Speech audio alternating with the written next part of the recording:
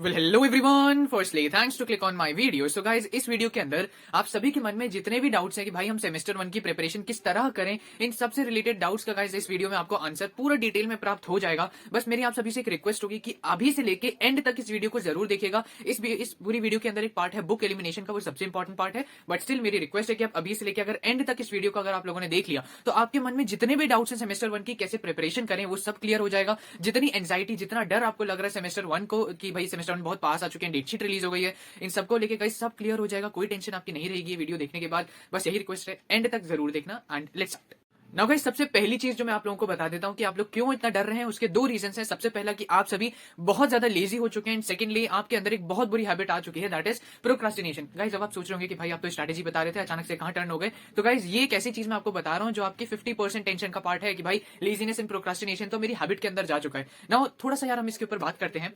अगस्त में हमारे सीयूटी के एग्जाम खत्म हुए थे। सितंबर, अक्टूबर, नवंबर, ये 3 महीने ऐसे महीने थे जिनमें हमारे पास इतना कोई काम नहीं था, राइट। एक 21 डेज का आपने सुना होगा, आपके अंदर एक चीज होती है कि भाई 21 डेज तक अगर आप कोई पर्टिकुलर काम कर रहे हैं तो अगर आपने उस 21 डेज तक कंटिन्यू किया तो वो पर्टिकुलर चीज आपकी हैबिट बन जाती है। नो 21 डेज तक यार आप जैसे एग्जाम खत्म हुआ, हमें लगा कि यार अब इतनी पढ़ाई कर ली है, अब छोड़ो यार पढ़ाई वढ़ाई क्या करनी, अब मजे करेंगे। तो आपने अगस्त के बाद 21 डेज तक मजे किए, फिर आपने देखा यार अभी तक तो कुछ काम नहीं हो रहा, चलो और मजे करते हैं, तो आपने 21 नेक्स्ट डेज भी मोबाइल में लगा दिया और कोई काम में लगा दिया। ऐसे अगले महीने भी आपका कुछ काम नहीं हुआ तो अगेन 21 डेज का जो साइकिल है कॉन्स्टेंट रिपीट होती रही। एंड अब गाइस इतनी ज्यादा आपके हैबिट में शुमार हो चुका है कि आप लोग मोबाइल्स के लिए बहुत ज्यादा एडिक्ट हो चुके हैं, राइट। नाउ गाइस, ऐसे आपके साथ होता होगा कि आप पढ़ने की कोशिश कर रहे हैं, राइट। आपने अपना सिलेबस उठाया, पढ़ना शुरू किया, अचानक से आपके मन में गाना चलने लगा कि बिलियनर इंस्पायर ऐसे करके होते हैं ना, बहुत सारे अलग अलग तरीके के ठग लाइफ चल रहे हैं, बहुत सारे अलग अलग तरीके के मीम्स चल रहे हैं आजकल, पतली कमरे पता नहीं क्या क्या चल रहा है। सो एकदम से ये सब याद आ रहा है दिमाग में, आपका मोबाइल मतलब आप पढ़ रहे हैं और अचानक से आपका आप डिस्ट्रैक्शन हुआ और आपने मोबाइल लिया, अगेन स्क्रोलिंग स्क्रोलिंग स्क्रोलिंग सब चलने लग गया, राइट। सो गाइज, इससे रिलेटेड यार देखो, आप अपना यूट्यूब पे चेकआउट करोगे कि कैसे हम अपने मोबाइल एडिक्शन रिमूव करें। यार इससे रिलेटेड आपको थाउजेंड्स वीडियो मिल जाएंगे, उस सभी वीडियो के अंदर आपको एक ही चीज प्राप्त होगी, मोबाइल कम देखना करो, मोबाइल को कम देखो, बस यही आपको मेन मुद्दा दिखेगा। बाकी कोई ऐसा हेल्प करने की चीज आपको नहीं दिखेगी। आप एक काम कर सकते हो जो मुझे भी हेल्प करती है, दैट इज स्पेस्ड रिपीटेशन के साथ काम करना है। स्पेस्ड रिपीटेशन, इसमें क्या होता है मैं आपको बता देता हूँ। आप क्या करें, अपना पढ़ना स्टार्ट करेंगे, ठीक है यार, अब सारा काम वाम हो गया, कहीं आप पीजी वीजी में अगर रह रहे हैं तो सब खाना बना लिया, कपड़े धो लिए और साफ सफाई कर लिया, फिर अपने ही घर में है तो मम्मी ने कुछ काम बोल दिया, ये सब काम हो गया। अब आप लोग आराम से बैठे हैं, पढ़ना शुरू करते हैं, राइट। पढ़ना शुरू किया, नहीं हो रहा, फोकस नहीं आ रहा, मोबाइल देखा, ठीक है, तो आपने 5 मिनट के लिए काम किया और आपने 10 मिनट मोबाइल देखा, चलो हो गया। फिर उसके बाद आप अपने आपको डांट लगाई, यार क्या यार इतनी देर मोबाइल हो गई, फिर से आप मोबाइल बंद करें, फिर इसको पढ़ना शुरू करें। तो जहां आपने 5 मिनट के लिए अपनी पढ़ाई करी थी, अब 10 मिनट के लिए पढ़ाई करें, और इसका टाइम आपने जहां 15 मिनट पहले मोबाइल पे लगाया था, अब 10 मिनट लगाएंगे। फिर आपने डांट लगाई अपने मोबाइल को कि यार बस बंद किया मोबाइल, फिर आप वापस से पढ़ाई पे आएंगे तो पढ़ाई का टाइम बढ़ेगा और फिर इसका टाइम कम होता जाएगा। फिर पढ़ाई का टाइम आपने इसको डांट लगाई तो फिर पढ़ाई का टाइम बढ़ेगा, फिर इसका जो मोबाइल का काम है वो कम होता जाएगा, राइट। नाउ ये एक ऐसी चीज है यार, अगर आप करोगे तो आपका जो फोकस है वो धीरे धीरे बढ़ता रहेगा, और जो मोबाइल को आप देखते हैं वो बिल्कुल जीरो नहीं होगा, बट यस वो कम होने लगेगा। जैसे आप अपने एंट्रेंस के दौरान या बोर्ड्स के दौरान थोड़ी बहुत अच्छी प्रिपरेशन करते थे ना पढ़ाई, वैसे ही मूड में आप लोग वापस आ जाएंगे, फोकस बढ़ने लगेगा और ये जो मोबाइल एडिक्शन है वो कम होने लगेगा through one thing, that is spaced repetition. Please यार इसको फॉलो करना। अगर आप लोगों ने 5 दिन तक इसको फॉलो किया ना continuously, so I can bet on this कि आपका ये जो मोबाइल एडिक्शन है ये 50% तक तो कम हो सकता है, राइट। एंड मैं यार कोई मोटिवेशनल स्पीकर नहीं हूं, बट हाँ ये बहुत सारे स्टूडेंट्स करंटली सफर कर रहे हैं बिकॉज बहुत दिन तक आपके पास कोई काम नहीं था और ये 21 डेज का जो साइकिल है आपने कई बार फॉलो कर लिया एंड अब आप लोग फंस चुके हैं। सो इसलिए यार मैं सजेशन देना चाहता हूं कि मैं कैसे इन चीजों से बाहर आता हूं मोबाइल एडिक्शन से। तो यही चीजें स्पेस रिपीटेशन करके थोड़ी देर पढ़ाई, थोड़ी देर मोबाइल, थोड़ी देर पढ़ाई, धीरे धीरे करके ये चीज इतनी ज्यादा होती है कम होती जाती है, फोकस पढ़ाई की तरफ बढ़ता जाता है। तो प्लीज सबसे पहली चीज जो आपका 50% टेंशन है, प्रोक्रास्टिनेशन, लेजीनेस, इसके द्वारा कम हो सकता है, तो सबसे पहले इस पे काम करिए एंड प्लीज कुछ रिजल्ट शो हो तो मुझे जरूर बताइए। Now guys, let's get back to our strategy. So guys, आपके अंदर सबसे बड़ा डाउट अब ये आ रहा होगा कि भाई बुक्स कहां से पाएं यार। ये सबसे बड़ी एक ऐसी चीज अभी स्टूडेंट्स के अंदर है बिकॉज आपके पास अभी भी स्टडी मटेरियल अवेलेबल नहीं है। नाउ यार देखो, कहीं से परचेज करने की अब जरूरत नहीं है बिकॉज कुछ ही दिन बचे, कुछ दिन बाद आपका जो मटेरियल है वो थोड़ा सा यूजलेस बन जाएगा बिकॉज आप बुक्स परचेज करेंगे। एंड मैं बेट लगा सकता हूं यार, आपका जो सेकंड सेमेस्टर आएगा ना, जो आपका फर्स्ट सेमेस्टर खत्म होने के बाद सेकंड सेमेस्टर का सिलेबस रिलीज होगा, आप उसमें चेक करेंगे कि आपकी सारी रीडिंग्स बदल चुकी, जो बुक्स आपको रिकमेंड करी गई थी फर्स्ट सेमेस्टर में वो यूज ही नहीं आ रहे हैं, आपने जो मटेरियल परचेज किया उनमें से आपने 30% इस्तेमाल किया, बाकी सब आपका यूजलेस हो जाएगा। तो करंटली मैं ये सजेस्ट नहीं करूंगा कि आप परचेज करें, बट उसकी जगह आप लोग कहां से अरेंज कर सकते हैं मटेरियल, वो मैं आपको बताता हूं। सबसे पहला सोर्स है आपके टीचर्स। अपने टीचर्स के पास जाएं कि सर मेरे पास बिल्कुल मटेरियल अवेलेबल नहीं हो रहा है। अगर आपके पास ई फॉर्म में या फिजिकल फिजिकल फॉर्म में है तो आप मुझे प्लीज प्रोवाइड कर दें। आप लोग यार बहुत हेसिटेट करते हो अपने प्रोफेसर से बात करने में, हेसिटेट मत करो। टीचर खड़े हैं, क्लास खत्म हुई, क्लास बाहर जा रही है, टीचर एंड में रहते हैं, आप अपने टीचर से एंड में बात कर लीजिए, राइट। आप बात करेंगे, वो आपकी बात जरूर सुनेंगे। तो प्लीज अपने पहले तो प्रोफेसर से बात करें कि क्या सर आपके पास मटेरियल अवेलेबल है। नाउ सेकंड है आपके फ्रेंड्स, राइट। आपके ऐसे बहुत सारे फ्रेंड्स होंगे यार जो क्लास में बहुत ज्यादा बोलते हैं, राइट, क्वेश्चंस पूछते हैं, आंसर्स देते हैं, अच्छे से नोट्स बनाते हैं, और ऐसे भी कई बच्चे होंगे जो ये सब काम नहीं करते बट उनके पास मटेरियल अवेलेबल होगा, तो एक बार जाके कांटेक्ट कर सकते हैं, राइट। जैसे लड़कों में तो यही होता है कि भाई यार तेरे पास ये मटेरियल है यार, मुझे दे दे, ठीक है। तो ये भाई भाई में आपका मटेरियल आपको मिल जाएगा। लड़कियों में जो होता होगा आप वैसे कर सकते हैं, राइट। यार मुझे ये मटेरियल चाहिए, तेरे पास है तो मुझे दे दे, तो वो आपको डेफिनेटली प्रोवाइड कर देंगे। देन गाइस थर्ड आपका सोर्स हो जाता है लाइब्रेरी, राइट। अब आप लाइब्रेरी में जा सकते हैं। आप में से बहुत स्टूडेंट्स ने अभी तक कॉलेज लाइब्रेरी को ही एक्सप्लोर नहीं किया होगा। अपनी लाइब्रेरी में जाएं, अपनी लाइब्रेरी में जाने के बाद आपके कोर्स का जो सेक्शन है वहां पे 1 घंटा जाके एक्सप्लोर करें। एक आपका भी कोर्स का क्लास थी, बीच में 1 घंटा गैप है, अब एक और क्लास आपकी होने वाली है, तो जो 1 घंटा गैप है इस 1 घंटे का इस्तेमाल आप कॉलेज लाइब्रेरी में बस एक बार एक्सप्लोर करने में लगाएं कि ठीक है ये मेरा कोर्स है, इस कोर्स की अब मुझे बुक ढूंढनी है, मैं ढूंढ लेता हूँ शेल्फ में जाके, ठीक है। ओ वाओ, एक बुक मिल गई, ठीक है। तो आप इस तरह कर सकते हैं, आपको लाइब्रेरी में डेफिनेटली यार बुक प्राप्त होगी। ऐसा कभी नहीं हो सकता कि आपको अपने कोर्स की बुक की प्राप्त ना हो लाइब्रेरी में, तो 1 या 2 बुक डेफिनेटली आपको मिल सकती है। नाउ सबसे बड़ा सोर्स है यार आपका गूगल। ना गूगल पे आप क्या कर सकते हैं, जो भी आपकी बुक है ना, आप बुक का टाइटल सर्च करें, बाय ऑथर का name, and eight the and आप लिख दीजिए पीडीएफ, राइट। जब आप इतना लंबा लाइन लिखेंगे तो आपके पास ये पॉसिबिलिटी है कि आपको मैक्सिमम चांसेस यही है कि आपको बुक प्राप्त हो जाए। कुछ ऐसे नए नए कोर्सेज हैं जिनकी बुक यार बिल्कुल अवेलेबल नहीं हो रही है, इधर ऑन नेट या फिर आपको कहीं मार्केट में मिल रही है, तो बहुत हाई प्राइस में मिल रही है। तो 4 सोर्स मैं पहले आपको बता दे रहा हूँ, कॉलेज लाइब्रेरी, ठीक है, दोस्तों से आप बात कर सकते हैं, और आपके टीचर्स हो गए, एंड आपके गूगल हो गया। ये 4 चीजें यार जहां से आपको मटेरियल प्राप्त होगा, कहीं से कमी नहीं होगी यार, आपको पूरा मटेरियल प्राप्त हो सकता है ना। कुछ कोर्सेज का मटेरियल प्राप्त करने में मैं आपकी हेल्प कर सकता हूं, जो है सबसे पहला SEC digital marketing, AEC Hindi C, GE political science, and history honours में डीएससी 3 हिस्ट्री ऑफ यूएसए। इन 4 मटेरियल का आपको, अगर ये 4 चीजों का मटेरियल आपको चाहिए तो नीचे दी गई जीमेल आईडी पे मुझे कॉन्टैक्ट करें कि हाय मेरा नाम ये है, मुझे इस पर्टिकुलर कोर्स का मटेरियल चाहिए। कुछ पेड मटेरियल है यार, कुछ आपका बिल्कुल फ्री मटेरियल है, बिकॉज मैंने भी परचेज करना पड़ा कुछ पर्टिकुलर मटेरियल, सो मैं आपको प्रोवाइड कर दूंगा नीचे दी गई जीमेल आईडी पे सब कुछ अटैच करके। तो बिल्कुल शर्माइएगा मत, मुझे आप इजीली कॉन्टैक्ट कर सकते हैं, राइट। नाउ गाइज अब हम लोग बात करने वाले हैं इस वीडियो के सबसे इंपॉर्टेंट पार्ट के बारे में, that is book elimination, right. अगर आप लोगों ने ये जो मैं बुक एलिमिनेशन अब आप लोगों को बहुत डिटेल में समझाऊंगा, अगर आप लोगों ने ये डिटेल में समझ लिया तो आपके 3 क्वेश्चन, क्या पढ़ना है, कहां से पढ़ना है, कैसे पढ़ना है, ये तीनों डाउट आपके क्लियर हो जाएंगे। और यही तीनों डाउट ऐसे डाउट हैं जो आपको सबसे ज्यादा टेंशन दे रहे हैं, सबसे ज्यादा एंजाइटी दे रहे हैं, राइट। अब हम इसके बारे में बहुत डिटेल में बात करते हैं।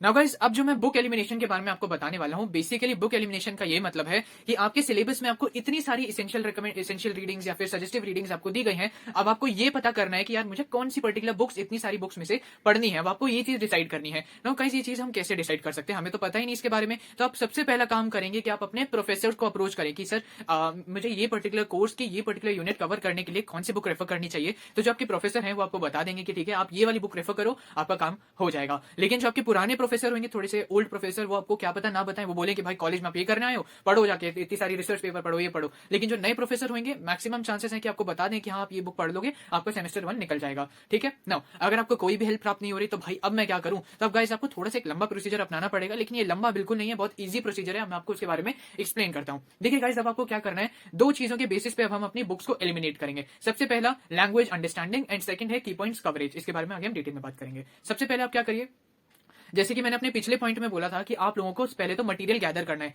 आप लोग 4 सोर्सेज जो मैंने आपको बताया उन 4 सोर्सेज से आपने मटेरियल गैदर किया कि यूनिट 1 के लिए ये सारा मटेरियल मुझे गूगल से, फ्रेंड से, लाइब्रेरी से, प्रोफेसर से मिल गया, ठीक है। अब ये मैंने लिखा यहाँ पे एक ब्लैंक पेपर, आप ब्लैंक पेपर लीजिए अभी के अभी, ठीक है। ब्लैंक पेपर लिया, ब्लैंक पेपर पे मैंने टॉप पे लिखा डीएससी 1 के अंदर यूनिट 1 की टाइटल, ये टाइटल है, उसके अंदर मुझे ये 5 बुक रेफर करी गई। अब इन 5 बुक में से मुझे 4 बुक्स लकीली मिल गई अपने दोस्तों से, कॉलेज लाइब्रेरी से, अलग अलग जगहों से 5 में से 4 बुक अवेलेबल हो गई। नाउ इन 4 बुक्स का गाइस आप लोगों को लैंग्वेज देखना है। पहली बुक ओपन करिए आपने, पहले को ई बुक अगर आपके पास या फिजिकल बुक आपको मिल गई तो पहले पढ़ना स्टार्ट किया, राइट। 4 से 5 पेज पहले उस बुक पे पढ़िए, फिर आगे और पढ़ने की कोशिश करिए, एंड ये चेक करिए कि क्या आपको उसकी लैंग्वेज समझ आ रही है। कहीं ऐसा तो नहीं है कि आपको ये बहुत कॉम्प्लेक्स लैंग्वेज लग रही हो, बिकॉज इस साल जो आपको सिलेबस में ऑथर्स या बुक मेंशन करी गई है उनमें से 50% ऑथर्स या बुक्स बहुत कॉम्प्लेक्स लैंग्वेज में लिखी गई है, राइट, जो आपको मे बी समझ ना आए, एंड मे बी वो 2nd 3rd ईयर में जाके आपको समझ आए। तो सबसे पहला काम आपको करना है लैंग्वेज समझने का, जो आप समझ सकते हैं पहले 10 या 12 पेज पढ़ के। तो आपने देखा कि यार ये 4 बुक्स में से मुझे 3 बुक की लैंग्वेज अच्छे से समझ आ रही है, तो मैंने सिर्फ ये 3 बुक्स के ऊपर टिक लगा दिया और ये चौथी बुक को मैंने कैंसिल किया कि यार ये बुक मुझे समझ नहीं आ रही, अब मैं इसको पढ़ूंगा कैसे। तो मैंने इस बुक को हटा दिया और अपने डेस्कटॉप से मैंने इसको डिलीट कर दिया। अब मुझे बस ये 3 बुक्स को अच्छे से रेफर करना है, ठीक है। नाउ गाइस, जैसे ही आप लोगों ने एक बुक पे कट लगाया, आपके माइंड में एक रिलैक्सेशन हुआ कि वाओ यार, चलो बस 3 बुक पढ़नी है, एक यूनिट कवर करने के लिए, एंड थोड़ा सा माइंड अब रिलैक्स हो रहा है। लेकिन जैसे ही आप पढ़ने बैठते हैं, आप देखते हैं यार इतनी मोटी बुक, इतना सारे पन्ने, मैं पहले 2 पेज पढ़ रहा हूँ, 3 पेज पढ़ रहा हूँ, लेकिन अचानक से मुझे दिख रहा है कितनी मोटी पेज, इतनी मोटी बुक है, और एक नहीं 3 बुक है यार, कैसे कवर करूंगा। अब वापस से आपके मन में ये डाउट आ रहा है कि कितना पढ़े, कहां से पढ़े। आपको ये पता चल गया कि भाई कौन सी बुक रेफर करनी है, ये 3 बुक रेफर करनी है जो मेरे पास आ गई लकीली। लेकिन अब एक बहुत बड़ा डाउट आ गया कि कहां से पढ़े और कितना पढ़े ना। इसके लिए अब आपको दूसरी चीज जो मैंने बोली थी वो आपको अपनानी है, वो है की point coverage. For example, just मैं आपको एक एग्जाम्पल के लिए बता रहा हूं, आप अपना सिलेबस उठाएं, ठीक है। मैं आपको फॉर एग्जाम्पल दूसरा सिलेबस दिखा रहा हूं किसी कोर्स का, आप अपने कोर्स का सिलेबस उठाएं। उसमें आपने देखा कि मैं की पॉइंट्स को क्या बोल रहा हूं, की पॉइंट को बोल रहा हूं बेसिकली मैं सिलेबस को। अब सिलेबस में आपने देखा ये एक जगह मेंशन है न्यूलिथिक कल्चर, दूसरी जगह मेंशन है चैकोलिथिक कल्चर, ठीक है। इस तरीके से कई सारे इसमें की पॉइंट्स मेंशन है। बेसिकली सिलेबस है, सिलेबस में जो छोटे छोटे पार्ट दिए हुए हैं इसको मैं की पॉइंट्स बोल रहा हूं। ओके, आप अपना सिलेबस उठाएं, उसमें की पॉइंट्स देखें, ठीक है। ये की पॉइंट है। अब मेरे पास ये 3 बुक्स यहाँ पे अवेलेबल है, ठीक है। आपके पास ये 3 बुक्स अवेलेबल है। नाउ पहली बुक उठाएं जिसकी लैंग्वेज आपको समझ आ रही है। पहली बुक उठाने के बाद आप उसका इंडेक्स चेक करें, राइट। आप अपनी बुक का इंडेक्स चेक करें, चाहे फिजिकल फॉर्म में हो, ई बुक फॉर्म में हो, आप पहले इंडेक्स चेकआउट करें। नाउ अपने इंडेक्स में अपने चैप्टर्स के नेम देखें। नाउ यार यहाँ सिलेबस में लिखा है पहले न्यूलिथिक कल्चर, दूसरे में लिखा हुआ है चैकोलिथिक कल्चर, और सेम मेरे सिलेबस के इंडेक्स में, मतलब बुक के इंडेक्स में मेंशन है पहले ही chapter neolithic culture, second chalcolithic culture. इसका मतलब ये हुआ कि मुझे ये 2 पर्टिकुलर की पॉइंट्स की जानकारी मुझे इन पर्टिकुलर 2 चैप्टर्स पढ़ के मिल जाएगी। ऐसे मैंने बाकी की पॉइंट्स देखे, क्या मेरी इस बुक से कवर हो रहे हैं, बाकी की पॉइंट्स देखे क्या इस बुक से कवर हो रहे हैं। तो आपने जब ये काम किया तो आपको पता चला कि मेरी इस बुक के अंदर 10 चैप्टर हैं, 10 चैप्टर में से 5 चैप्टर ने तो मेरा 50% एक यूनिट का कवर कर दिया, राइट। नाउ ऐसे जब आपने देखा कि यार इस बुक से तो बस 5 चैप्टर मेरे काम के, बाकी 5 चैप्टर यूजलेस हैं, कट लगा दिया। नाउ नेक्स्ट बुक पे आप मूव करें, सेकंड बुक आपने खोली, सेकंड बुक का आपने इंडेक्स खोला, फिर आपने जो रिमेनिंग 50% की पॉइंट्स आपने देखा, ढूंढना शुरू किया कि यार ये पर्टिकुलर कीवर्ड क्या मेरी बुक के इंडेक्स में कहीं पे मेंशन है। आपने देखा यार ये मेंशन, ये मेंशन, ये मेंशन, ये मेंशन, तो इस बुक के 10 चैप्टर हैं, 12 चैप्टर हैं, जिनमें से सिर्फ मुझे अब ये 5 या 6 चैप्टर पढ़ूंगा तो मेरे बाकी 50% भी की पॉइंट कवर हो गए। तो इससे आपको ये पता चला कि भाई ये 3 बुक्स हैं, ये 3 बुक्स में से मैंने एक और बुक पे कट मारा, और जो 2 बुक्स रिमेनिंग है, ये 2 बुक्स के मेरे ये जो 10 चैप्टर है, ये मेरा पूरा यूनिट 1 या यूनिट 2 कवर कर देंगे, मेरे सारे की पॉइंट्स कवर कर देंगे। तो अब आपके पास इससे एक बहुत बड़ा आइडिया आपको मिलता है कि भाई मुझे कौन सी बुक रेफर करनी है, मुझे कौन सी बुक, जो भी मैं बुक रेफर करूंगा उनमें से मुझे कितना चैप्टर पढ़ने हैं, कहां से पढ़ना है, कितना पढ़ना है। आपके पास सारा आइडिया अब आपके पास आ चुका होगा। ऑल्दो मे बी मैंने या तो बहुत कॉम्प्लेक्स फॉर्म में बता दिया या फिर मैंने बहुत सिंपल फॉर्म में बता दिया,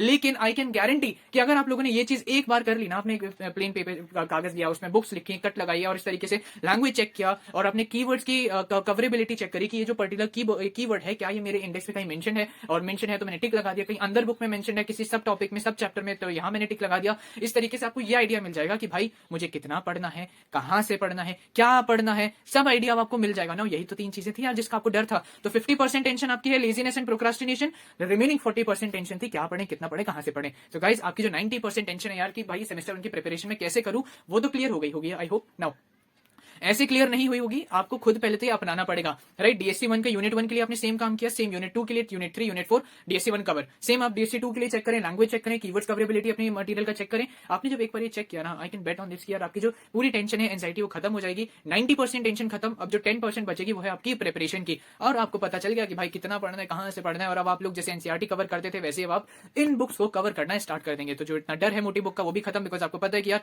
यही 5 चैप्टर्स बुक के पढ़ने हैं। सो ये काम आप लोगों का कम से कम हो जाएगा।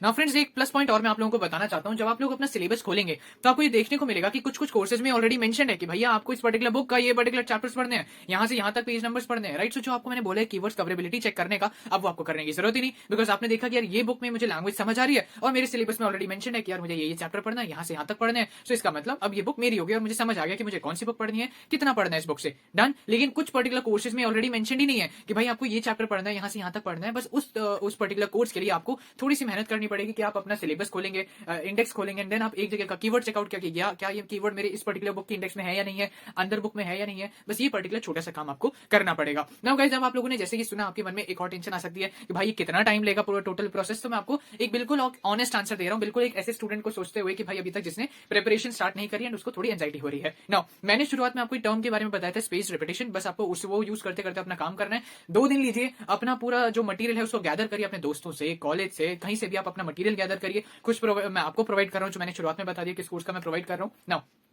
मटेरियल गैदर हो गया, देन आप एक दिन, बस आपको एक दिन चाहिए होगा ये सॉर्ट आउट करने के लिए कि भाई मैंने बुक खोला, इंडेक्स खोला, कीवर्ड चेक करा, ये है नहीं है, and then at the end आपके बुक्स पे कट लगने शुरू हो जाएंगे एंड आपको पता चल जाएगा कि यार ये यूनिट कवर करने के लिए मुझे इतना काम करना है, एंड एक यूनिट का आपको चेक करने के लिए कि भाई ये कितना मतलब मुझे पढ़ना है कितना नहीं पढ़ना, आपको मैक्सिमम हाफ एन आवर लेगा, उससे ज्यादा नहीं लेगा। एंड अगर आप लोगों ने एक दिन बस फोकस के साथ बैठ के आपने किया स्पेस रेपिटेशन के साथ, तो आपको मैं गारंटी दे रहा हूं कि आपको एक दिन के अंदर ये पूरा मटेरियल सॉर्ट आउट हो जाएगा। And eight the end of the day जब आप सोने जाएंगे तब आपको ये टेंशन नहीं होगी कि भाई यार सेमेस्टर 1 बहुत पास आ रहा है, मैं कैसे काम करूंगा, कितना पढ़ूंगा। सो ये सबसे बड़ी चीज थी जो मुझे आपको बतानी थी बुक एलिमिनेशन की। नाउ हम कुछ छोटे छोटे टॉपिक्स के बारे में और बात करते हैं। Now guys another big doubt is regarding note making करें या फिर भाई बुक में मार्किंग करें। सो गाइस ये तो मैं आपके ऊपर छोड़ता हूं कि जो भी आपको सही लगे वो आपको करना चाहिए, बट मैं आपको अपना पर्सनल ओपिनियन बताता हूं। देखिए अगर आप नोट मेकिंग करेंगे तो आपके पास एक बहुत बड़ा मेरिट रहेगा कि आपको इतनी मोटी बुक दिख रही है जिसमें से आपको इतने पेजेस पढ़ने, लेकिन जब आप शॉर्ट नोट्स बनाएंगे कुछ इस तरह तो आपको बस इतना पढ़ना पड़ेगा, राइट, इतना। जब आप रिवाइज करने बैठेंगे तो आपको दिखेगा यार इतना ही तो पढ़ना है, अब मैं आराम से रिवीजन कर लूंगा। तो एक बेसिकली साइकोलॉजिकली जो हमारे मन में होता है ना कि यार इतना पढ़ना पड़ेगा, अब आपको ऐसा नहीं होगा, बस इतना रिवाइज करना पड़ेगा, ये दिखेगा आपको। लेकिन इसका डीमेरिट भी है कि भाई ये थोड़ा सा टाइम कंज्यूमिंग है, राइट। आपको शॉर्ट नोट्स बनाने के लिए बहुत टाइम लगाना पड़ेगा, आपको ध्यान से करना पड़ेगा कि भाई कितना मटेरियल मुझे जरूरत नहीं है, कितना लिखना चाहिए, कितना कंटेंट जरूरी है, इसमें आपको थोड़ा सा टाइम लगेगा। लेकिन अगर आप ये करते हैं तो ये बेसिकली मेरी तरफ से रिकमेंडेशन है कि अगर आप शॉर्ट नोट मेकिंग जल्दी जल्दी कर सकते हैं तो आप जो एंड में जाके परेशानी होगी वो आपको नहीं होगी ना। बुक मार्किंग में ये परेशानी होगी, मैं पहले इसका मेरिट बता देता हूँ। इसका मेरिट ये रहेगा कि बेसिकली टाइम बहुत कम लेगा ये बुक मार्किंग। रीडिंग क्या, रीडिंग करते करते आपने हाइलाइटर या पेंसिल से आपने मार्किंग शुरू कर दी। लेकिन इसका एक बहुत बड़ा डीमेरिट रहेगा, साइकोलॉजिकली डीमेरिट मैं बता रहा हूँ कि आपको ये दिखेगा कि भाई इतनी मोटी बुक है, इतनी मोटी बुक से मुझे कितना सारा पढ़ना पड़ेगा, हर एक पेज आपको पलट के देखना पड़ेगा कि यहाँ मार्किंग किया, यहाँ मार्किंग किया, यहाँ मार्किंग किया, एंड ये आपको साइकोलॉजिकली एक फियर आएगा कि यार इतना सारा रिवाइज करना है। लेकिन शॉर्ट नोट मेकिंग में ऐसा नहीं होगा, जहां पे आप बुक मार्किंग आपने 4-5 बुक में करी होगी, शॉर्ट नोट्स में आपको बस एक जगह पे आपके सारे नोट्स इकट्ठा होंगे। बस आपको ये मेरिट मैं आपको बता रहा हूँ कि शॉर्ट नोट मेकिंग में थोड़ा ज्यादा बेनिफिट है, बुक मार्किंग में थोड़ा कम डीमेरिट है। बस यही है कि यार इसमें थोड़ा कम मेहनत है, इसमें थोड़ी ज्यादा मेहनत है। All depends on you. अगर आप जल्दी नोट्स बना सकते हैं क्योंकि टाइम कम है, जल्दी नोट्स बनाएंगे तो आपके लिए अच्छा रहेगा। अगर आप नोट्स बनाने में आप भूल चुके हैं कैसे नोट्स बनते हैं या फिर आप नहीं बना पाएंगे तो आप बुक मार्किंग की तरफ जा सकते हैं। सो ये मेरा personal opinion and personal recommendation है कि गो फॉर नोट मेकिंग। जितना क्विकली आप बना सकते हैं उतना अच्छा रहेगा। ज्यादा हैंड राइटिंग के लिए मत सोचिएगा कि भाई अच्छी हैंड राइटिंग हो, यही सब हो। Go for note making as per me.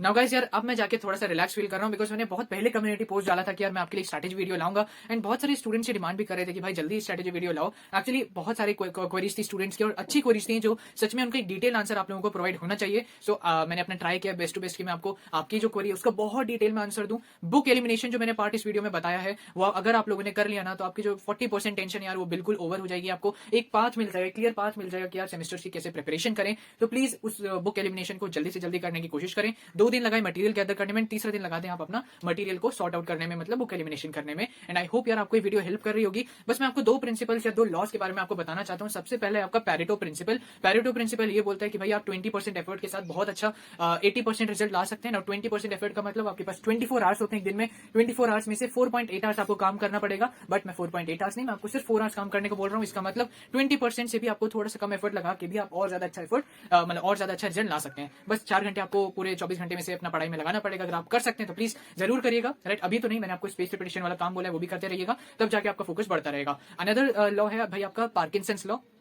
Parkinson's principal आप में से बहुत लोगों ने सुना होगा। बेसिकली इसमें क्या होता है कि यार जब हमें दिखता है कि यार अभी बहुत सारा टाइम है तो आप लोग ये सोचने लगते हैं कि यार चलो अभी बहुत सारा टाइम है, आराम आराम से करेंगे। और जब डेज कम होने लगते हैं तो आपने ऑब्जर्व किया होगा कि आपके अंदर अचानक से एक अलर्टनेस आती है ना, आप लोग काम करना शुरू कर देते हैं। अभी के लिए मेरी आपको सजेशन होगी कि लास्ट मिनट स्टडी मत करिएगा बिकॉज अभी आपको सेमेस्टर का कोई आइडिया नहीं है। अभी से थोड़ा एफर्ट जरूर लगाइए कंसिस्टेंसी के साथ। अभी 40 डेज अराउंड बचे हैं, 40 डेज के अंदर आप अपना काम करेंगे तो आपके लिए अच्छा रहेगा। बस मेरी आपसे ये रिक्वेस्ट है कि लास्ट मिनट स्टडी अभी मत करना। जब आपको फर्स्ट सेमेस्टर का आइडिया लग जाएगा तो आप सेकंड सेमेस्टर से लास्ट मंथ में ही खुद प्रिपेयर करके अच्छे से अच्छी चीजें पे ला पाएंगे। सो अभी के लिए प्लीज ये 2 प्रिंसिपल्स को अपने दिमाग में जरूर रखना। 20% एफर्ट के साथ 80% रिजल्ट। एंड ज्यादा दिन दिखते हैं तो आप ज्यादा लेजी हो जाते हैं, अभी आपको ऐसा करने की जरूरत नहीं है। यार बहुत रिसर्च के साथ ये वीडियो बनाई है, बहुत लोगों से इंटरेक्शन करने के बाद ये वीडियो बनाई है। प्लीज इसको थोड़ा सा शेयर कर दीजिएगा अपने फेलो जो स्टूडेंट्स होंगे, फेलो क्लासमेट्स के साथ। एंड एक लाइक जरूर कर देना अगर आपको ये वीडियो पसंद आए। सब्सक्राइब करके रखिए इस चैनल को बिकॉज आगे जाके और भी कुछ अपडेट्स आएंगी और भी कुछ मैं आपको इंपॉर्टेंट इन्फॉर्मेशन दूंगा regarding semester 1। So please do subscribe this channel. I hope it helps you. Thank you and all the very best.